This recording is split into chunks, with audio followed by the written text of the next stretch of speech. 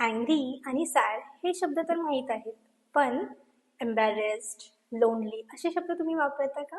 चला तर मग आज शिकूया नेगेटिव्ह इमोशन्स इंग्लिशमध्ये कसे एक्सप्रेस करायचे. सॅड म्हणजे दुःखी, he was looking sad today.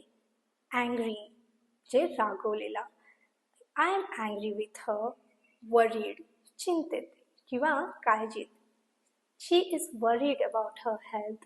Scared भीती वाटणे किंवा घाबरलेलं, the baby is scared of the noise.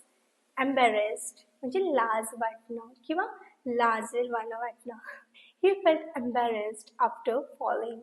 Lonely म्हणजे एकाकी किंवा एकटं वाटणं, I feel lonely sometimes.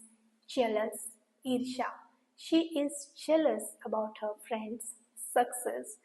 Guilty गुन्हा केल्यासारखं वाटणं किंवा अपराधी वाटणं, he felt guilty for lying.